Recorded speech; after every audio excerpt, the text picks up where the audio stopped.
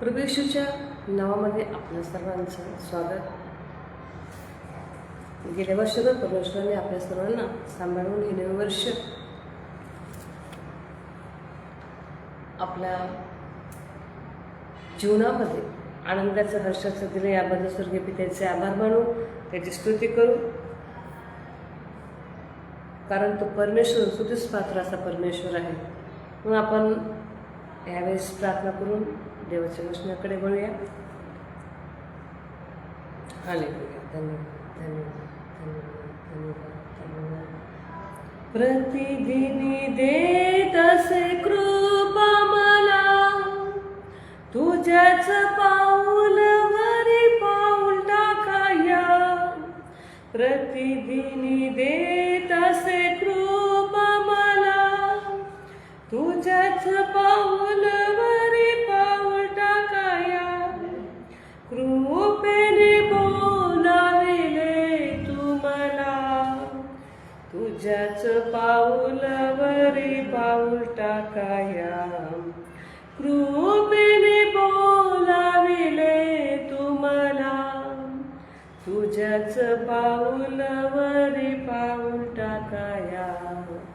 Hallelujah hallelujah hallelujah hallelujah hallelujah. स्तुती गीत गाई जीवन भर मी हर्ष करी. जीवन भर मी हर्ष करी. कृपेच्या देवा माझ्या प्रभु राया, आनंद भूलोकीचा तू असे. राहीन मी सदा तुझ्या आभारी, आत्म्याने तुझी भक्ती करी.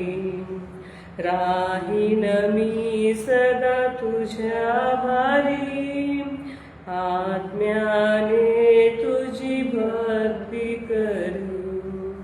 Hallelujah hallelujah hallelujah hallelujah hallelujah.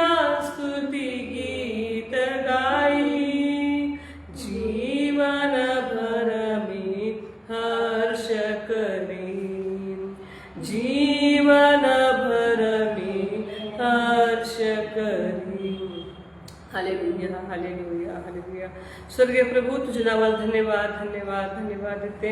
या सुंदरशा समयामध्ये बाप्पा, तू आम्हा प्रत्येकांना या ठिकाणी बाप्पा तुझ्या नावामध्ये तू एकत्रित केलं, याबद्दल स्वर्गीय बाप्पा तुझ्या नावाला धन्यवाद देते. परमेश्वर पित्या, गेल्या वर्षभर आम्हा प्रत्येकाचा सांभाळ केला बाप्पा, आणि ह्या नवीन वर्षामध्ये परमेश्वर पित्या तू आमच्यासाठी बाप्पा तू नवीन योजना आणि नवीन तुझे संकल्प तू देऊन सिद्ध केले, याबद्दल तुझ्या नावाला धन्यवाद देते. परमेश्वर पित्या, आजचं जे वचन आमच्यासाठी तू दिलेलं आहे बाप्पा, त्या वचनामध्ये बाप्पा आम्ही मनन करून अंतःकरणात घेऊन ते आमच्या मनाच्या ठाई अंतःकरणाच्या ठाई बिंबव अशी प्रार्थना करते.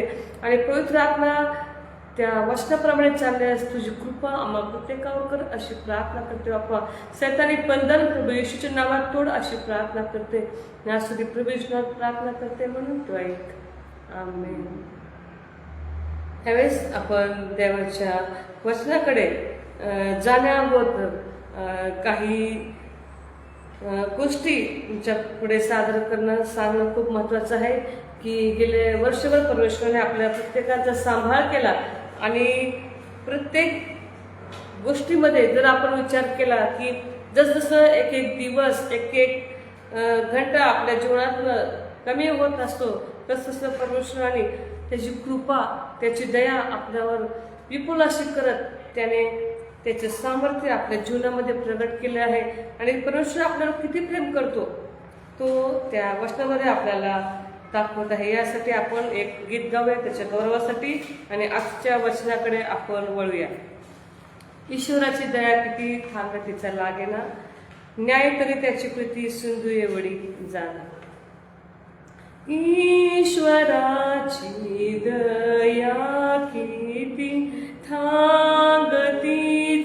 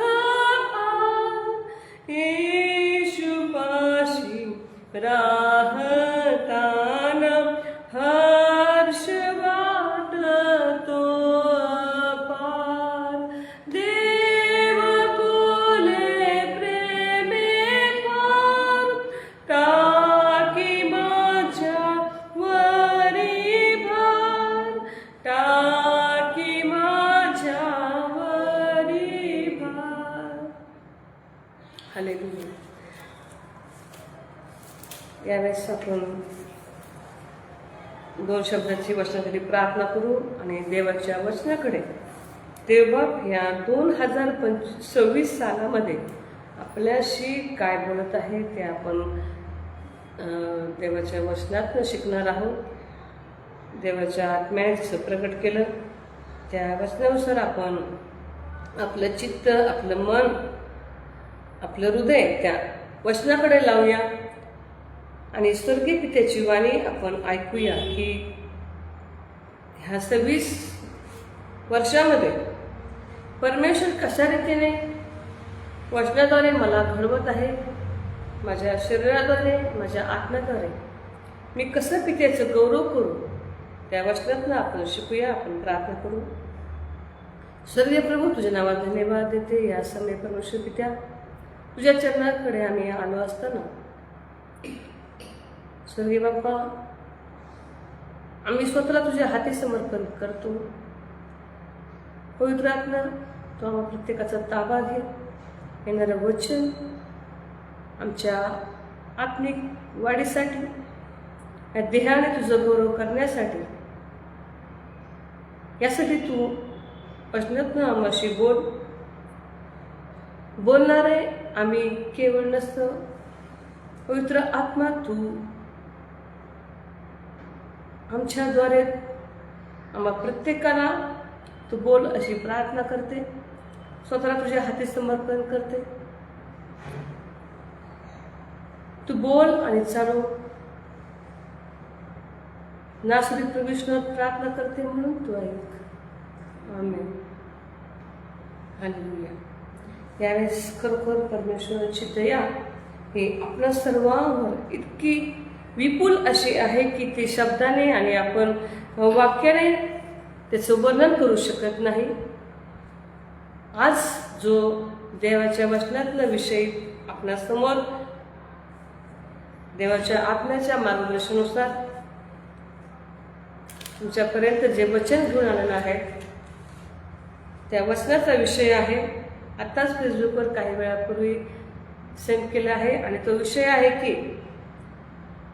परमेश्वराला काय हवे. आपल्या जीवनामध्ये आपल्या प्रत्येकाला काय ना काय गरज असते.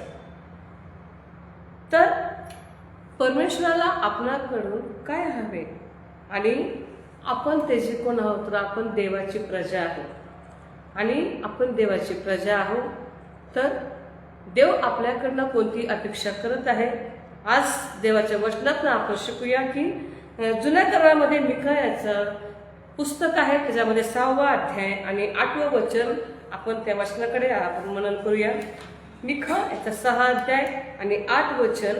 आजचा जो विषय आहे परमेश्वराला काय हवे आणि आपण कोण आहोत. आपण त्याची प्रजा. तर विषय आहे परमेश्वराला काय हवे. बघूया आपण मिका याचा 6 अध्याय 8 वचन. हे मनुष्या, बरे ते काय ते त्याने तुला दाखविले आहे. नीतीने वागणे, आवडीने दया करणे व आपल्या देवासमागमे राहून नम्र भावाने चालणे, या वाचून परमेश्वर तुझजवळ काय मागतो. आमेन. पहा, या ठिकाणी 3 मुद्दे परमेश्वराने आपल्या सर्वांसाठी वचनातनं सांगितलं आहे की पुन्हा एकदा आपण ते वचन बघू. मिका 6:8. हे मनुष्या, बरे ते काय त्याने तुला दाखविले आहे. नीतीने वागणे, आवडीने दया करणे व आपल्या देवासमागमे राहून नम्र भावाने चालणे, या वाचून परमेश्वर तुझजवळ काय मागतो. आमेन. हालेलुया. या ठिकाणी खूप सुंदर देव आपल्याकडनं काय मागत आहे आणि देवाला काय पाहिजे. कारण जग आणि जगातलं सर्व काही परमेश्वराचं आहे. मग आपण ह्या जगातनं असं कोणती वस्तू देऊन त्या देवाला संतुष्ट करू शकतो का. नाही. तर देव मनुष्याकडनं एकच अपेक्षा करतो आणि तो त्या मनुष्याकडनं त्याच्या वचनाद्वारे सांगत आहे. आणि सांगत असताना प्राचीन काळामध्ये परमेश्वराने त्याचे जे इस्रायल लोक होते त्यांच्या त्यांना सुद्धा त्याने हेच वचन सांगितलं. आणि जे आपण ह्या युगाच्या 2026 मध्ये आहोत त्या सर्वांसाठी परमेश्वर आपणाकडनं हीच अपेक्षा करत आहे की वचनाद्वारे की त्याचं वचन परमेश्वर हा आदी आणि अंत आहे, युगायुग आहे. आणि ज्या माणसाच्या जीवनामध्ये जी कृती आहे त्या कृतीवरून परमेश्वर मनुष्यासाठी हे वचन कायमस्वरूपी तो परमेश्वर देत आहे. आणि तो म्हणत आहे की वचनात आपण आत्ताच 2 वेळा ऐकलं, नीतीने वागणे, आवडीने दया करणे आणि आपल्या देवाच्या समागमे राहून नम्र भावाने चालणे. तर हे असं परमेश्वराने का सांगितलं? जर आपण ह्या अध्यायाचा काही वचनाचा 1 पासून जर अभ्यास केला आणि ह्या वचनाच्या नंतर जर अभ्यास केला तर काही गोष्टी समोर येतात आणि त्या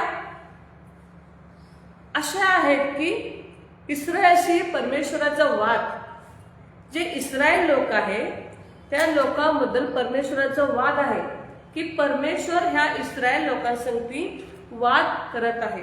आणि कशा प्रकारे वाद करत आहे की कारण हे इस्रायल लोक हट्टी होते, बंडखोर होते, देवाचं ऐकत नव्हते. देवबाप वारंवार त्यांच्यामध्ये त्याचे लेकरं, त्याचे भक्तगण पाठवत होता. आणि त्याच्यामुळं काय झालं की परमेश्वर त्या व्यक्तीकडनं, त्या लोकांकडनं अपेक्षा करत होता की ह्या व्यक्तीने असंच वागलं पाहिजे, असंच जीवनात चाललं पाहिजे. आणि मनुष्य त्याप्रमाणे वागत नव्हता. जर आधीचा मनुष्य जर विचार केला आणि आताचा जर मनुष्याचा विचार केला तर मनुष्यामध्ये अशा काही गोष्टी आहेत की त्याच्यामुळं परमेश्वर काय होतो, दुःखी, त्याच्या अंतःकरणाला खेळ निर्माण होतात. म्हणून परमेश्वर त्या मनुष्याकडनं ह्या वचनाद्वारे अपेक्षा करत आहे की जसजसं वर्ष जात आहे, नवी वर्ष येत आहे, जुनं वर्ष जात आहे, नवी वर्ष येत आहे, जुनं वर्ष जात आहे. आणि त्या वर्षामध्ये मनुष्याला अनेक कष्ट, हाल, अपेक्षा, काही गोष्टींना नावं, असं जे जीवनात तो अशा परिस्थितीची बिकट होतो की त्या परिस्थितीनुसार तो त्या स्थितीला, त्या वेळेला तो नावं देत जातो. पण परमेश्वर पाहते की या मनुष्याचं बसणं, चालणं, वागणं हे त्या परिस्थितीनुसार कसं बदलत गेलं. आणि तो देवाच्या संगती राहण्याच्या ऐवजी परिस्थितीशी हताश होऊन नको ते कृत्य, नको ते निर्णय आपल्या जीवनामध्ये तो घेऊन देवाला दुःख होण्यासाठी त्याचं कृत्य आहे. म्हणून देवबाप काय करते की इस्रायलाशी त्याचा वाद घालत आहे.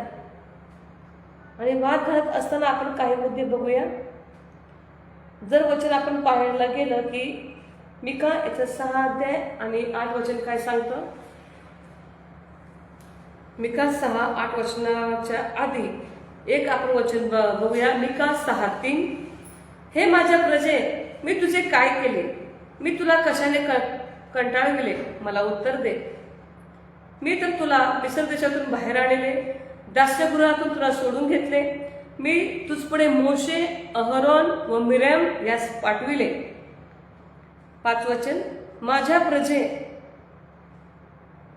मोआबाचा राजा बालाक याने काय मसलत केली, बोराचा पुत्र बलाम याने काय काय उत्तर केले आणि सिद्दीम व गिलगाल यांच्या दरम्यान काय झाले याचे स्मरण कर, म्हणजे परमेश्वराची न्यायकृत्ये तुला समजतील. हालेलुया. या ठिकाणी जर विचार केला, या ठिकाणी जर वचनाचा विचार केला, 3 वचन सांगतं, हे माझ्या प्रजे, मी तुझे काय केले, मी तुला कशाने कवटाळले, मला उत्तर दे. मी तर तुला मिस्र देशातून बाहेर आणले, दास्यगृहातून सोडून तुला घेतले. देवापाने काय केलं, इस्रायल लोकांना मिस्र देशातून बाहेर आणलं. आज आपण ज्या जगामध्ये राहतो, जे जगातल्या गोष्टी आहेत, कष्ट आहे, दुःख आहे, रोजच्या उपजीविकेसाठी मनुष्याला काबाड कष्ट, सकाळीच घराच्या बाहेर पडावं लागतं, दिवसभर कष्ट करावं लागतं आणि संध्याकाळी तो ह्या धावपळीच्या जीवनामध्ये ज्यावेळेस तो घर सोडून जातो, भयानक स्थितीमध्ये वातावरणामध्ये त्याचं जाणं होत असताना परिस्थिती अशी येते, त्या सर्वातनं परमेश्वर त्याच्या लेकरांना तू सांभाळतो. तसंच परमेश्वराने जुन्या काळी इस्रायल लोकांना सांभाळलं. त्यांचे कष्ट त्यांनी बघितले, त्यांचे दुःख त्यांनी बघितलं आणि देवापाने अब्रामाला केलेला करार त्याने आठवला की मी तुझ्या लेकरांना दूध आणि मध अशा देशामध्ये घेऊन जाईल. आणि तोच करार परमेश्वराने आज आपण ह्या जगातनं काही लोक देवापाने निवडले आहेत, त्या सगळ्यांसाठी तो स्मरण करून सांगत आहे की मी तुला मिस्रातनं बाहेर आणलं. आज त्या जगातून परमेश्वराने निवडक लोक ज्यांना जिवंत परमेश्वराचं वचन समजले आहे, त्या लोकांना त्यांनी त्याचं तारण व्यक्त केलं आहे, पापाची क्षमा व्यक्त केली आहे. ते आपण ह्या जगात वावरत असताना परमेश्वराने आपल्याला या जगातून सोडून घेतलेलं आहे. आणि पुढे परमेश्वर म्हणतो की मी तुझ पुढे मोशे, अहरोन, मिराम यास पाठवले. ज्यावेळेस जुन्या करारामध्ये इस्रायल लोक परमेश्वराने त्यांना सोडवलं 400 वर्ष गुलामातून, त्यावेळेस 430 वर्ष आणि नंतर ज्यावेळेस परमेश्वर घेऊन जात होता त्यावेळेस मोशे, अहरोन, मिराम देवाचे दास परमेश्वराने त्यांना पाठवले. आज जर आपण सध्याच्या युगात 2025 आता संपलेला आहे आणि सर्व्हिस चालू आहे, देवाचे दास देवापानी आपणावर जे नेमलेले आहेत त्यांच्याद्वारे वचनाद्वारे परमेश्वर आपल्याला घेऊन चालत आहे. आणि हे नवीन नाही तर हे ज्यावेळेस घेऊन जात असताना परमेश्वर स्मरण देते की मी माझे न्यायकृत्य तुला समजावित आहे. आणि ह्या न्यायकृत्य समजत असताना जगाची परिस्थिती जर बघायचं झालं तर जगामध्ये नीती न्याय नाही, दया नाही, देवाच्या समागमात राहणं नाही, नम्र भावाने चालणं नाही. मी जे करल तेच खरं, मी जे बोलल तेच खरं. आज परमेश्वर विशेष अशा वचनाने बोलत आहे. जसं परमेश्वराने दासांना त्याच्या पूर्वी पाठवलं तसं परमेश्वर जे दास नियुक्त केले, विशिष्ट अशा उद्देशाने नियुक्त केले, त्यांच्या अधीन असणं, नम्रतेत असणं, देवाच्या वचनात असणं खूप महत्वाचं आहे. पुन्हा आपण त्या वचनाकडे वळू. मिका 6:8 का परमेश्वर असं म्हणतोय की हे मनुष्या, बरे ते काय त्याने तुला दाखविले आहे, नीतीने वागणे, आवडीने दया करणे व आपल्या देवासमागमे राहून नम्र भावाने चालणे, या वाचून परमेश्वर तुला काय मागतो.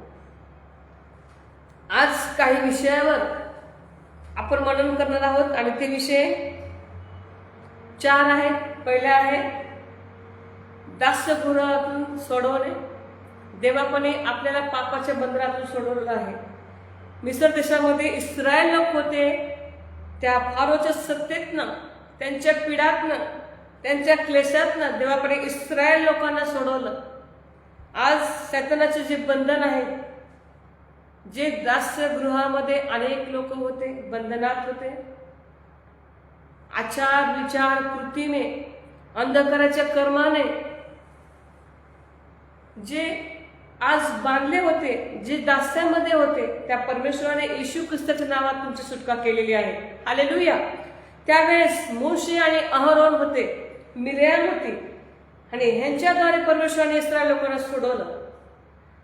भयानक पिढीपासून त्यांचं रक्षण केलं, अंधारापासून रक्षण केलं.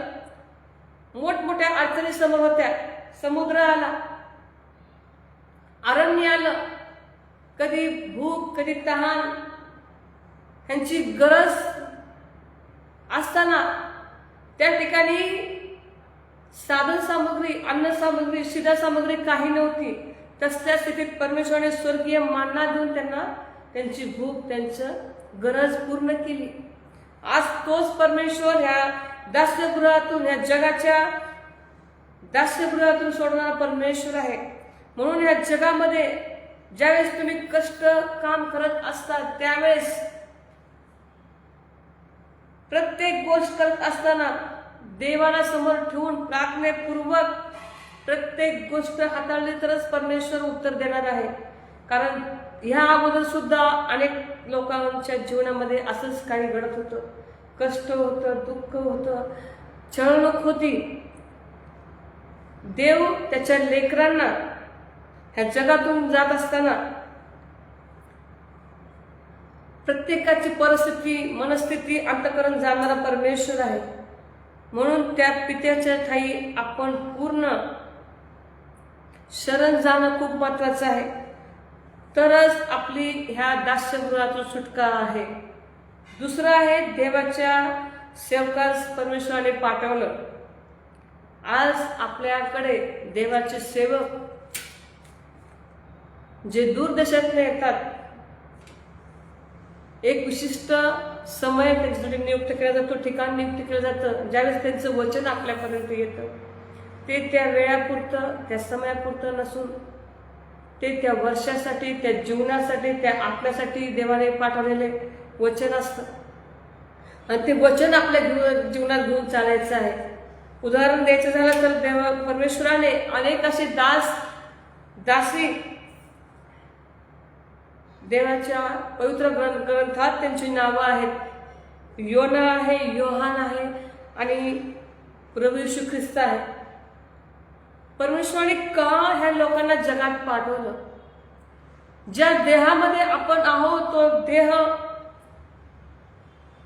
हा आत्म्याला थंड करतो. देहाची कृती ह्या आत्म्याला थंड करतात. यासाठी देवाचं वचन देवापण त्याच्यात दास करूया आपल्याला दिलेलं आहे आणि ते ग्रहण करणं म्हणजे देवाचा शब्द पाळणे असं आहे. म्हणून देवापणे योनाला सांगितलं, तू निनवे शहरात जा. योना तार्शीसला भाग पळायला निघाला का? ह्याचं कारण दुसऱ्या एका पुस्तकामध्ये आहे की का योना निनवे शहरात जात नव्हता. जर त्याचा अभ्यास सखोल केला तर तेथील लोक हे दिग्पाड होते, धडधाकट होते आणि शरीराने बलवान होते आणि त्यांच्या पुढे माझा टिकाव कुठं लागल असा हा योनाची मनधरणी होती. आणि ज्या विचाराने, ज्या शरीराने त्याने विचार केला आणि तो पळायचा प्रयत्न केला, पण परमेश्वराने त्याला सोडलं नाही. कारण जगाचा निर्माण करता त्याच्याबरोबर होता आणि त्याचा प्रत्येक योना त्याच्या जीवनामध्ये आला. ज्यावेळेस त्याने त्याचं समर्पण ख्रिस्ताच्या हातात केलं आणि इतरांचा जीव वाचण्यासाठी जे संकट त्या नावेमध्ये आलं होतं आणि त्यावेळेस परमेश्वराने मोठा मासा तयार करून त्या योनाचा बचाव केला. त्याचा जीव आत्मा प्राण त्यांनी त्याचं रक्षण केलं. कारण त्या एकट्या योनाद्वारे 1,20,000 लोक देवामध्ये, तारणामध्ये आले, पश्चाताप केला त्यांनी.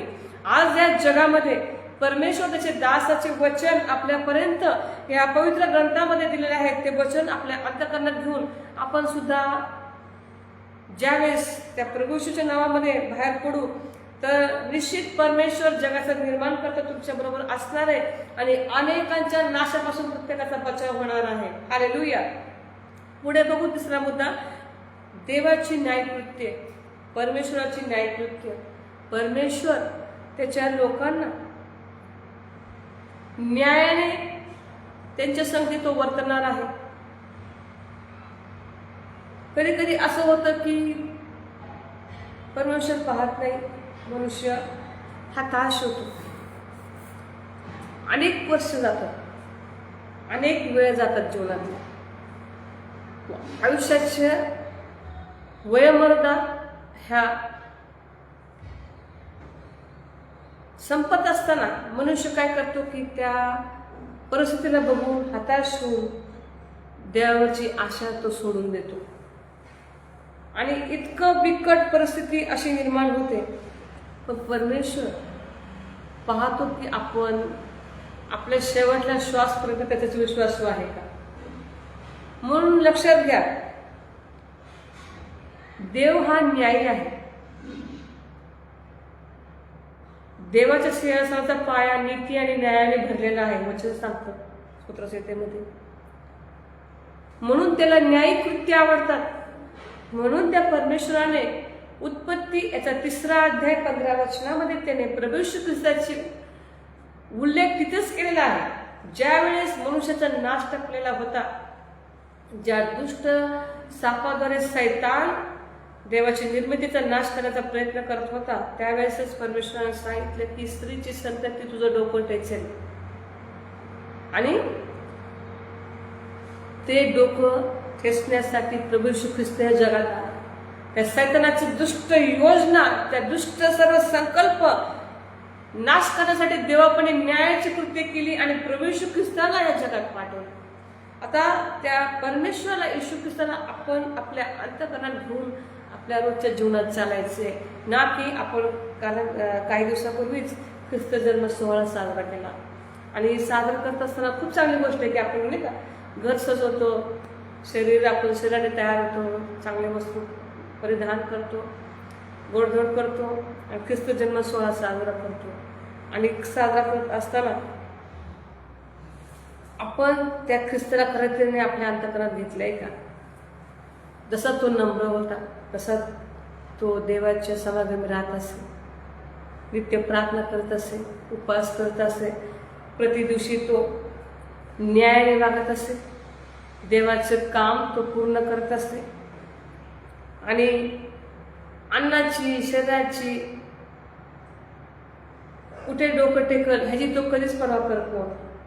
आणि करत असताना परमेश्वराने जे येशूच्या द्वारे आपल्यासाठी न्यायकृत्य केली, ते न्यायकृत्य आपल्या जीवनात घेऊन आपण त्या स्वर्गीय पित्याचं गौरव केलं पाहिजे. आणि कारण परमेश्वर ज्यावेळेस आपण नीतीने न्यायाने वागतो, तर परमेश्वराची नजर प्रत्येकावर असते की हे माझा लेकरू या खऱ्या रीतीने नीतीने चालत आहे, न्यायाने वागत आहे. प्रत्येक गोष्ट जे परमेश्वराच्या दृष्टीने योग्य जबाबदारी आहे त्याप्रमाणे चालतो. निश्चित परमेश्वर त्या व्यक्तीला त्या दुष्टाच्या योजना त्याच्या जीवनात सफल होऊ देणार नाही. हालेलुया.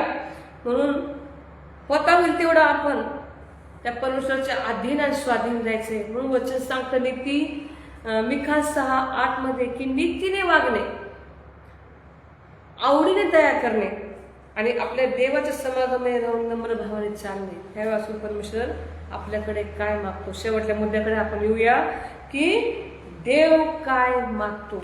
2026 मध्ये परमेश्वर म्हणत आहे की त्याच्या वचनातनं जर तुम्ही टायटल जर बघितलं मिखा 6:8 मध्ये की त्याच्यावर हेडिंगच दिले, परमेश्वराला काय हवे, देवाला काय पाहिजे. तर देवाला काय पाहिजे, देव काय मागत आहे, तर आपण ह्या 3 गोष्टींमध्ये लक्ष देऊया. पहिला आहे नीतीने वागणे, दुसरं आवडीने दया करणे, तिसरं आपल्या देवासमागमे राहून नम्र भावाने चालणे. या वाचून परमेश्वर तुझ्याजवळ काय मागतो. नीतीने चालणे म्हणजे नीतीचे कृत्य. नीती म्हणजे काय? जर बायबलमध्ये उदाहरण घ्यायचं झालं तर 2 भाऊ होते आणि 2 जण देवा ज्यावेळेस अर्पण घेऊन आले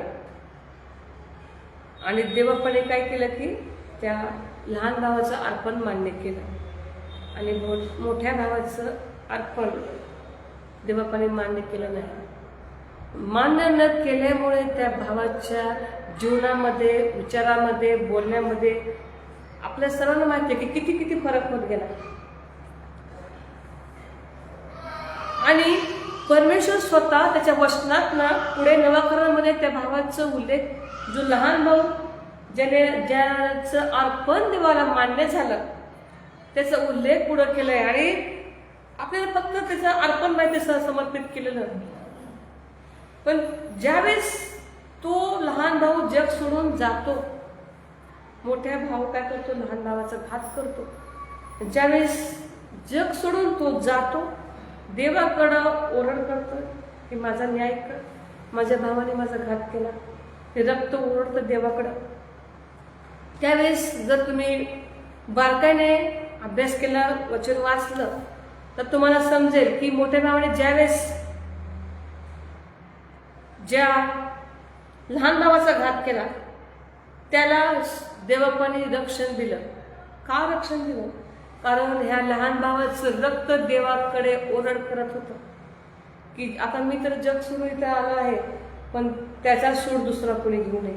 जर 7 पट सूड घेण्यात येईल म्हटलंय. का? देवापाने त्याचं रक्षण केलं. का? तर ह्या आत्म्याची, ह्या रक्ताची ओरड त्या परमेश्वराकडे जात होती. म्हणून प्रभू येशूने काय केलं, पित्याने काय केलं की येशू ख्रिस्ताला जगात पाठवलं.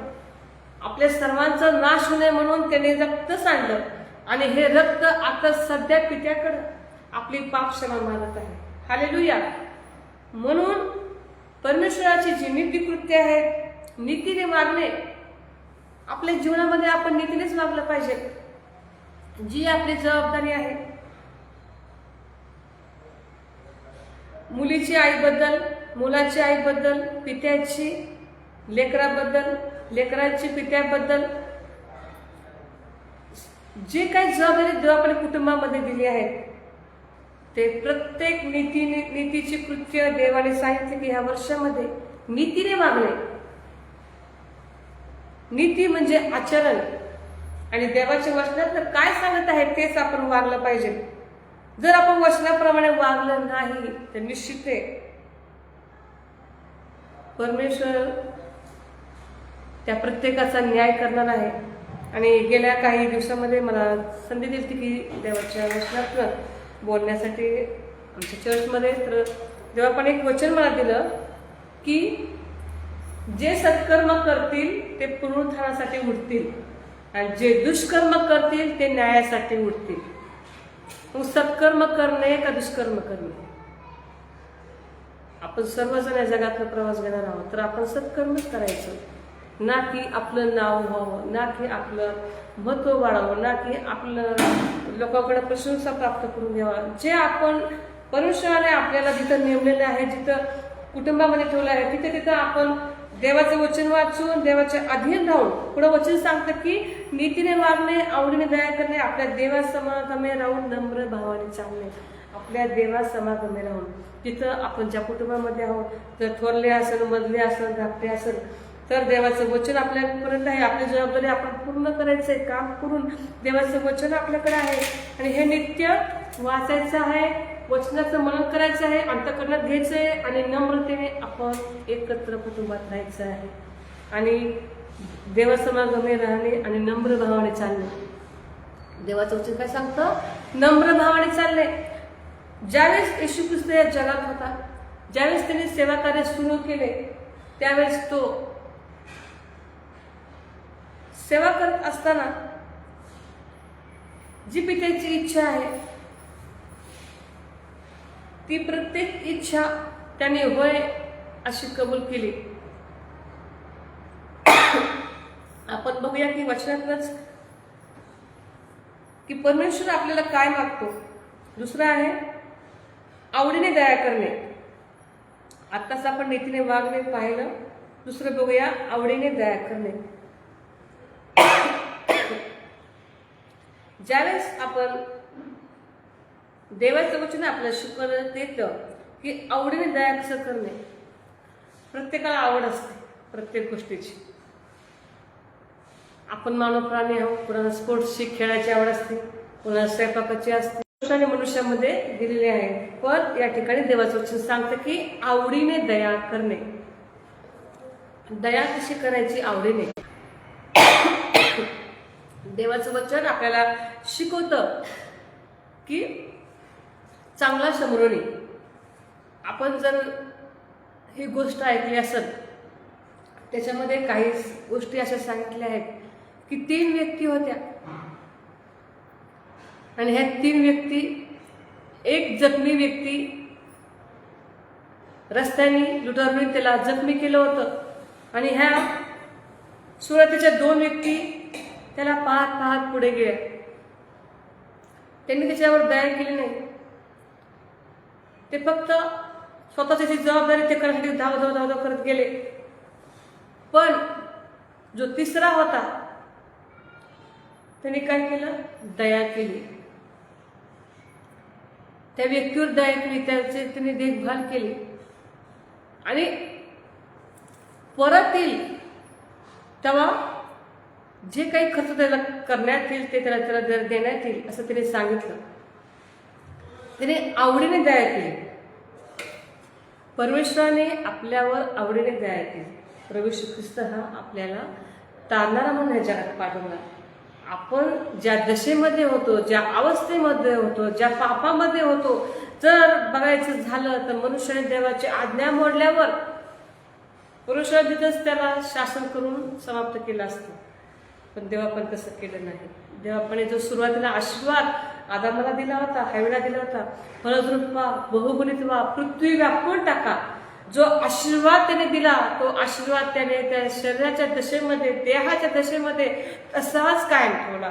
आणि जो आत्मा देवाच्या समागमे राहत होता, ज्या आत्म्याने त्यांचं जीवन मेलेलं होतं, त्या आत्म्यासाठी परमेश्वराने प्रभू येशू ख्रिस्त हा कुमारी मरेच्या पोटी पवित्र आत्म्याच्या द्वारे तो गर्भधारण झाला.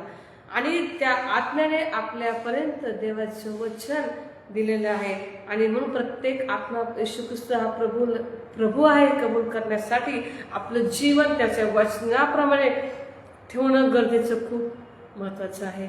म्हणून आपण जे देवाचं वचन शिकवतो की नीतीने वागायचं आहे, जे वचन सांगतं तेच वागायचं आहे. ना की आपलं मन सांगतं, ना देह सांगतं, ना आपले विचार सांगतात, ना आपले कोण नातं सांगतात, मित्र सांगतात, कोण सांगतात. जर कोणी सांगत असेल तर विचार करायचा आणि देवाला विचारायचं, परमेश्वरा ही जी व्यक्ती बोलत आहे हे तुझ्यापासून आहे का इतर कोणापासून आहे? पवित्र आत्मा तुम्हाला मार्गदर्शन कर. खरंच ही जे प्रत्येक शब्द मी माझ्या आप्तजनाकडनं ऐकत आहे, तू असं कर, तू तसं कर, त्यापेक्षा आपलं नातं पित्याशी इतकं एकनिष्ठ घनिष्ठ असलं पाहिजे की देव तुम्हाला दाखवाल तू कसं वाग, तू कसं चाल, तू कशा रीतीने देवाच्या संगती, कोणा संगती राहावं, कोणा संगती उठावं, कोणा संगती बसावं, हे परमेश्वर आपल्याला दाखवणारा परमेश्वर आहे. म्हणून आपण आवडीने दया करणे. पुढे सांगते वचन की आपल्या देवा समागमे राहून नम्र भावाने चालणे. आपल्या देवा समागमे, कुणाच्या समागमात राहायचंय? आज आपण प्रश्नचिन्ह आहे. आज जगामध्ये अनेक असे लोक आहेत आणि जर ज्याच्या काही ख्रिस्ताचं वचन नाही तर ती संगत सोडायची आहे. हालेलुया. कारण ज्याच्या काही ख्रिस्त आहे, देवाचं वचन आहे, तीच संगत आपण धरायचंय. कारण आपलं हे शरीर हे काही वेळपुरतं, काही मर्यादेपुरतं ह्या जगात आहे. हा पौल म्हणतो की मी ह्या जगात प्रवासी आहे आणि इथून जाऊन मी प्रभू संगती वास करणार, सदैव राहणार आहे. म्हणून तसं आपण एका गावाहून दुसऱ्या गावात जातो, ट्रेनमध्ये जातो, वाहनात जातो, आता अनेक सुविधा आहेत. पण ज्यावेळेस आपण जातो त्यावेळेस आपलं जाणं हे देवाच्या वचनाप्रमाणे असलं पाहिजे. म्हणून आपल्या देवासमागमे राहून नम्र भावाने चालणे. आपल्या देवासमागमे राहणे, आपल्या देवासमागमे राहणे कसं राहतो आपण? खरंच मी उठून देवाच्या संगती मी राहतो का? आणि जर देवाच्या समागमे राहत असं तर व्यक्तीचं जीवन निश्चित हे नम्रतेचं जीवन होतं. कारण ख्रिस्ताची नम्रता त्याच्या ठाई येते. आणि जे शरीराचे विचार आहे, शरीराचा स्वभाव आहे, तिथंच तो शरीराचा जो स्वभाव आहे, ज्या दुष्टाचा स्वभाव आहे तो तिथंच हरतो. आणि आत्म्याचं जे वचन आहे तिथं त्याचा विजय होतो. म्हणून आपल्या देवासमागमे राहून नम्र भावाने चालणे या वाचून परमेश्वर काय मागतो? का परमेश्वर असं म्हणते की देवासमागमे राहून नम्र भावाने का चालायला सांगितले? जर आपण उदाहरण द्यायचं झालं तर प्रभू येशू ख्रिस्ताच्या जीवनाकडे जर आपण बघतो तर बघूया आपण फिलिप्पियराचं पत्र याचा 2 अध्याय आणि 5 आणि 8 वचन काय सांगतं. फिलिप्पी 2 5 ते 8 वचन काय सांगतं. अशी जी चित्तवृत्ती ख्रिस्त येशूच्या ठाई होती ती तुमच्या ठाई ही असो. तो देवाच्या स्वरूपाचा असूनही देवाच्या बरोबरीचे असणे हा लाभ आहे असे त्याने मानले नाही, तर त्याने स्वतःला रिक्त केले, म्हणजे मनुष्याच्या प्रतिरूपाचे होऊन दासाचे स्वरूप धारण केले. हालेलुया. या ठिकाणी खूप सुंदर येशूच्या नम्रतेचं उदाहरण दिलेलं आहे. फिलिप जो देवाचा शिष्य, त्याने येशूबद्दल सांगितले की त्याने येशूला जवळून बारकाईने बघितले की आता जे आपण वचन वाचलं मिका 6:8 मध्ये की आपल्या देवासमोर राहून नम्र भावाने चालणे. आणि येशू ख्रिस्त काय करत होता की देवाच्या समागमे राहत होता, डोंगरावर राहत होता तो, आणि रोज नित्यक्रम होता येशू ख्रिस्ताचा. आणि वचन सांगतं की अशी जी चित्तवृत्ती ख्रिस्त येशूच्या ठाई होती ती तुमच्या ठाई असो. अनेकांना हे वचन माहीत आहे. ह्या वचनाचा अर्थ मर्म जर समजला तर कळतं की अशी जी चित्तवृत्ती ख्रिस्त येशूच्या ठाई होती ती तुमच्या ठाई असो. ही वृत्ती होती येशू ख्रिस्ताची.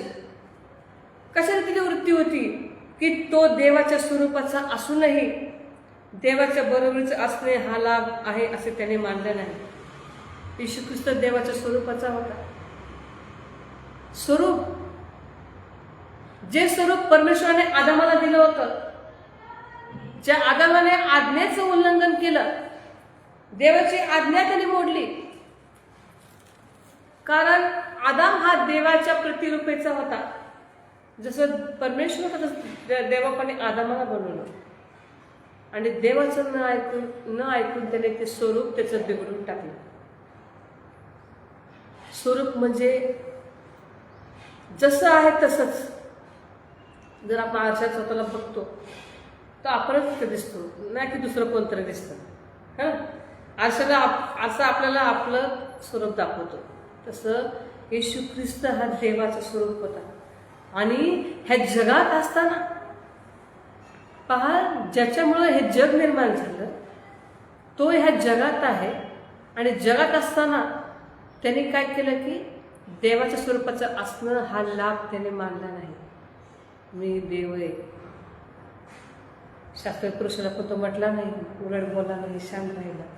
आणि तो देवाचं वचन त्यांना समजत होता, देवाच्या आज्ञा त्यांना समजत होता. तो लोकांचे पाप क्षमा करत होता. नियमशास्त्र जे दिले आणि ज्या नियमशास्त्राद्वारे लोक त्याला पकडायचा प्रयत्न करत होता, पण जे नियमशास्त्र त्याने त्याच्या भक्ताला दिले तोच नियम करता ह्या पृथ्वीवर आहे हे त्यांना लक्षात येत नव्हतं. कारण अनेक संदेष्टांच्या माध्यमातून देवा वाणीवर लोक सांगत होता की माझा तारणारा ह्या जगात जन्मेल, त्याच्या खांद्यावर सत्ता राहील, त्याला अद्भुत मंत्री म्हणतील, सनातन देव म्हणतील, शांतीचा अधिपती म्हणतील. आणि त्यांनी लोक नियमशास्त्राचा विषय घेऊन वाद निर्माण करत होते. आणि नियम करताच तो पूर्ण करत अनेकांचा उद्धार करत होता, पाप क्षमा करत होता. आज आपण हेच करायचंय की देवाचं वचन जे सांगतं ते आहे तसं आपल्या जीवनात घेऊन ते कसं माझ्या जीवनात पूर्ण होईल, कसं मी शांतीत राहू, कसं देवाचं गौरव प्रस्थापित करू, कसं ख्रिस्ताची नम्रता माझ्याद्वारे, सहनशीलता, आत्म्याचे फळं माझ्याद्वारे जीवनात प्रगट होईल, ह्याच प्रयत्नात आपण 2026 मध्ये असलं पाहिजे. कारण देवाचं वचन सांगतं की वचन आपण बघूया फिलिप्पी 2:8 लास्ट वचन काय सांगतं की आणि मनुष्य प्रकृतीचे असे प्रगट होऊन त्याने मरण आणि तेही वधस्तंभावरचे मरण सोसले, येथपर्यंत आज्ञापालन करून त्याने स्वतःला लीन केले. त्याने मरण सहन केलं. मनुष्य प्रकृती म्हणजे जे शरीराचं निसर्गरित्या ह्या जगातनं जे मरण होतं ते मरण परमेश्वराने वधस्तंभावरचे सहन केलं. आज माझं सांगणं आहे की अनेक जण ख्रिस्ताच्या जीवनात काय काय घडलं, तो कशा रीतीने जन्मला, कशा रीतीने तो ह्या जगात राहिला, कशा रीतीने त्याचं वधस्तंभावर मरण झालं, कशा रीतीने त्यांनी 7 शब्द बोलले, हे सगळं आपलं तोंडपाठ माहिती आहे. वर्ष आपण जातो येतो. जर आपल्या जीवनात असं प्रॅक्टिकली काय घडत गेलं तर लक्षात घ्या की आपण या देहाने कुठलाच विचार, कुठलाच शब्द न बोलता आपण त्या स्वर्गीय पित्याचं गौरव कसं तो परमेश्वर प्रत्येक गोष्ट येशू ख्रिस्त जगात असताना सहन करत गेला, लोकांचे शब्द, लोकांचे बोलणं. आणि ज्यावेळेस तो वधस्तंभावर जात होता त्यावेळेस जो अपमान, जी निंदा, जी त्याच्यावर थुंकत होते, जे त्याचे कपडे, वस्त्र हरण करत होते, हे सगळ्यातनं आपण जाते का? मी आहे का? तिथे प्रश्नचिन्ह करा. मी माझ्या जीवनामध्ये इथंच मी स्वतःला तिथे ठेवतो. आणि जर मी चाललो त्यातलं ख्रिस्ताला अनुकरून माझ्या जीवनामध्ये, तर आपण बरोबरी करू शकतो का त्या परमेश्वराची? का मनुष्याचं तसं करणं शक्य नाही. पण त्या परमेश्वराने मनुष्याच्या दिशेचं जे मृत्यू तो सहन करत होता, जो अपमान तो सहन करत होता, आणि त्याच्याकडे एकच होतं की उद्दिष्ट, की बहुतांचं पाप त्याने स्वतःवर घेतलं आणि आपली जी शिक्षा त्याने स्वतःवर घेतली, आपल्यासाठी आपलं तारण व्हावं. आज आपण हेच करायचे. आज अनेक जण फक्त पाहायला गेलं तर ख्रिस्ताने असं केलं, ख्रिस्ताने असं केलं, परमेश्वराने असं केलं, हे सगळं आपल्याला माहिती आहे. कुठंतरी आपण त्या खऱ्या मरणामध्ये जीवन जगतो का? खऱ्या जीवनामध्ये आपण त्या ख्रिस्ताच्या समागमामध्ये राहतो का? त्याशी उठणं बसणं आहे का? इथं बोज आहे का? प्रभू असं आहे, प्रभू तसं आहे, प्रभू असं आहे. जसं आपण बारीक बारीक गोष्टी आपल्या प्रिय व्यक्तीला सांगतो, आईला सांगतो, वडिलांना सांगतो, नातवाला सांगतो, जे कोणी असेल त्यांना सांगतो. पण ती संगत आपण अति जर परमेश्वराच्या सानिध्यात राहून जर देवाला सांगितलं, तर परमेश्वर निश्चित आपल्याला मार्गदर्शन करणारा परमेश्वर आहे. की देवासमागमे राहून नम्र भावाने चालणे, हेच परमेश्वर अपेक्षा करतो 2026 की आपण देवाच्या समागमे राहिलं पाहिजे. मग प्रश्नचिन्ह आहे की मी कुणाच्या समागमे राहतो? आज जग फक्त ह्या जगामध्ये वेगळं काही स्वतःला प्रेझेंट करायचा प्रयत्न करतात. तसं न करता खरं त्याने ख्रिस्त लोकांपर्यंत जायला पाहिजे, ख्रिस्ताचं वचन त्यांच्या अंतःकरणात जायला पाहिजे. तरच त्या व्यक्तीचा, त्या मनुष्याचा, त्या प्रजेचा ख्रिस्तामध्ये बदल होणार आहे. व्यसनातनं सुटका होणार आहे, पापाच्या गोष्टीतनं, बंधनातनं, अनेक प्रकारच्या वादातनं सुटका होणार आहे. ज्यावेळेस ख्रिस्ताच्या समागमे आपण राहू, त्याचं वचन आपल्या अंतःकरणात घेऊ आणि आपल्याच्या प्रेरणेने ज्यावेळेस आपण चालू आणि देवाचं गौरव ह्या देहाद्वारे करू, तरच आपण देवाची प्रजा गणले जाणार आहोत. तरच आपला सार्वकालिक जीवनामध्ये वाटा आहे. म्हणून देवाचं वचन जे सांगतं आहे तसं आपल्या जीवनामध्ये घ्यायचं आहे, ना की आपल्या मनाने कुठली गोष्ट करणं हे योग्य नाही. पुढं वचन सांगतं की येथपर्यंत आज्ञापालन करून त्याने स्वतःला लीन केले. येशू ख्रिस्ताने स्वतःला लीन केले. का लीन केले? त्या परमेश्वरापुढं, त्या येशू पुढं, ज्या युगात ना अनेक जी पिढी जन्मास येणार आहे, अनेक जे लोक येणार आहेत, त्या सर्वांसाठी त्याने आधीच तारण, पापाची क्षमा, त्याच्यासाठी सार्वकालिक जीवन जगावं, ह्यासाठी परमेश्वराने स्वतःला रिक्त केलं, मरण सोसलं आणि सर्व काही त्याने काय केलं? पूर्ण केलं. आज आपण जे परमेश्वर आपल्याला वचनाद्वारे सांगते की आपण ह्या नवीन वर्षामध्ये देवाला काय पाहिजे? नीतीने वागणे, आवडीने दया करणे, आपल्या देवासमागमे राहून नम्र भावाने चालणे, या वाचून परमेश्वर काय मागतो हेच आपण करायचं आहे. आणि हे करत असताना देवाच्या आत येणाऱ्या गोष्टी, त्या गोष्टीपासून आपण स्वतःला सांभाळायचं आहे, अलिप्त करायचं आहे, रक्षण करायचं आहे. आणि त्या गोष्टी अशा अनेक आहेत ज्या देवाच्या वचनातनं आपली शरीराची वाढ होऊ देत नाही, आपल्या मनाचा विकास होऊ देत नाही, अंतःकरणाचा विकास होऊ देत नाही. आणि अशा काही गोष्टी आहेत, असे काही यंत्रणा आहेत. बघायचं झालं सध्या सगळीकडं मोबाईलचाच विषय चालू आहे आणि क्षणी प्रत्येक वेळेस असे काय प्रश्न निर्माण होतात प्रत्येक क्षेत्रामध्ये की ते प्रश्नावर मनुष्य त्यातच गुंतला जावा, त्या विचारात जावं, ना की देवाकडे प्रार्थना करावी, उपास करावी. हे तो विसरून जाते की जगाचं निर्माण करतात ह्या सर्वात सोडणारा परमेश्वर आहे, त्याच्याकडे पाहतच नाही.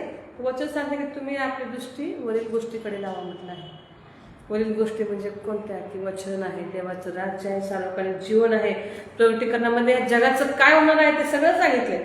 मग ते देव पूर्णतेस देत असताना आपण त्या स्वर्गीय पित्याकडे पाहून, त्याच्या वचनाकडे पाहून, त्याचं तारणामध्ये टिकून राहायचं. कसं मी स्वर्गात जाईल, कसं माझं रूपांतर होईल, कसं हे शरीर एक दिवस मला सोडून जाणार आहे, कसं मी ते पित्याशी सार्वकालिक जीवनात राहणार आहे, ह्या शरीराचा विचार करायचा आहे. हे विचार करत असताना अनेकांचा सुद्धा विचार करायचा आहे. ना की ह्या पृथ्वीवर स्वतःसाठी ना अनेक स्वार्थासाठी काही गोष्टी करायच्या नाही, तर तारणासाठी, अनेकाच्या तारणासाठी, स्वतःच्या तारणासाठी आपण खटपट केली पाहिजे. वचन सांगतं की नीतीने वागणे, आवडीने दया करणे आणि देवाच्या समागमाने राहणे. नीतीने काय वागायचं? की देव जे सांगतो तेच करणं, देव जे सांगतो तसंच वागणं. आणि देव जे दया करायला सांगतो, प्रत्येक प्राणी मात्रा परमेश्वराची आहे. कोणी कोणत्या पक्षाचं नाही, कोणी कोणत्या वर्णाचं नाही, कुठलाच भेद नाही. सगळं निर्माण करता परमेश्वराचं आहे. म्हणून जे परमेश्वर सगळ्या जगावर प्रेम करतो, सगळ्या जगावर तो पाऊस पाडतो, सावली देतो, ऊन देतो, तेच परमेश्वराची आपण निर्मिती आहोत. तेच दृष्टिकोन समोर ठेवून आपण चालायचंय, वागायचंय आणि त्या ख्रिस्ताशी विश्वासू राहायचं, त्याच्या सानिध्यात राहायचं आहे.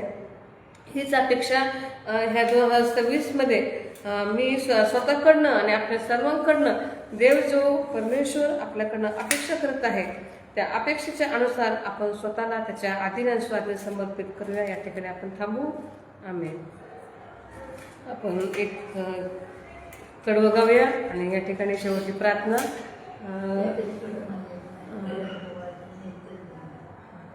यावेळेस एक गीत गाऊन देवाचं गौरव करूया.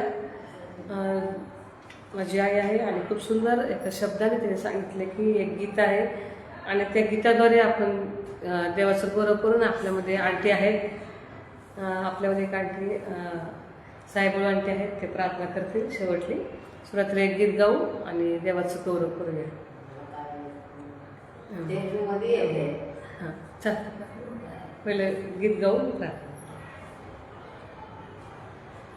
भय देवाचे नित्य धरी, भय देवाचे नित्य धरी, जरी आलास जन्माला,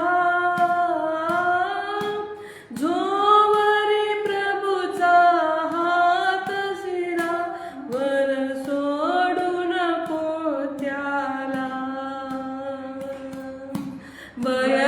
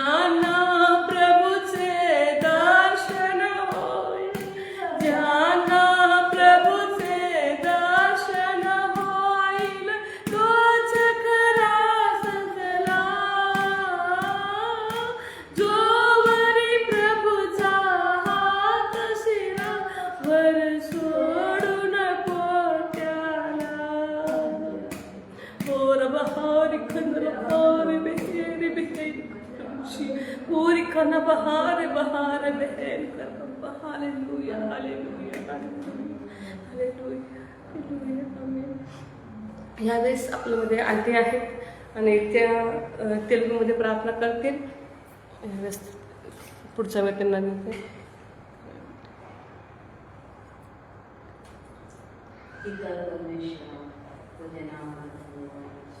तेलुगू तुम्ही आम्हाला हाच वेळ तुम्ही वेळ दिल्यासाठी हालेलुया. तुम्ही हा वचन ऐकायला म्हणून तुम्ही देवा हा लोक घरात आला तुम्ही नाही परमेश्वरा तुम्ही काढला नसतं तर आज आमचं काय झालं असतं देवा. तुम्ही आमच्यासाठी जन्म घेतल्यास परमेश्वरा. आमच्या बरोबर तुम्ही सदा असता राजा. सदा आमच्या बरोबर असून तुम्ही सांभाळता परमेश्वरा. देवा तू आम्हाला कधी उलंडून जाणार नाहीस तर आम्हाला सांभाळणार आहेस देव कृपा. हा कसे तुझे नाव आणि बरोबर नाही होऊ दे देवा. मोठे निदान आणि सुधारी नाही सगळे बरोबर सगळं लोक घेणं असं दे देवा. कारण तुझे राज्य नाही ना जवळ आहे. त्या राज्यात सगळंजण यावं अशी तुझी इच्छा परमेश्वरा. तुझी इच्छाप्रमाणे प्रति लोकांचं रक्षण होतं. अजून आमचे ताई बसले त्यांना नाही ना चांगली शक्ती द्या आणि त्यांना मी सांभाळा. हा होयात पण त्याने तुमचे वचन काय नाही जेवढं जमेल तेवढं सांगतात ते आता सकाळी मी ऐकले राजा. कारण तुम्ही असं करा की हा काही लोकांना बोध करण्यासाठी त्यांना तुम्ही तुमच्या वचनाद्वारे ह्यांना सांभाळून घ्या आणि चालवा विशेष. कारण मला मराठी तुमच्याशी बोलता येत नाही तरी पण मला सांभाळा आणि सगळं असल्यावर तुम्ही सांभाळा म्हणून विशेष देवा हास्य असलं तुम्ही सांभाळा म्हणून. देवा तुमचे नाव बरोबर नाही ना मला आणखी बोलता येत नाही परमेश्वरा. कारण त्यावेळेस तेव्हा मोशेला त्यांना म्हणलं की तुमच्या बरोबर मी बोलतो म्हणजे देवा असे आमच्या बरोबर तुम्ही बोला. आणि वचन एवढंच प्रार्थना करून संपवते. ऐका देवा.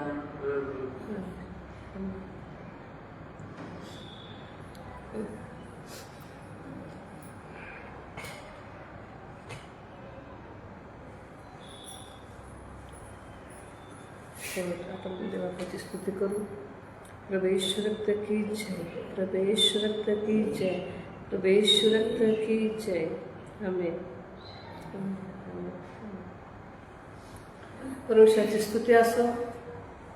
देवापणे ह्या नवीन वर्षामध्ये पुन्हा एकदा आपल्याला त्याच्या गौरवासाठी त्याची भेट घडून आणली. सुंदर संधी त्याने लाभून दिली त्याबद्दल आपल्या सर्वांचे मी आभार मानते.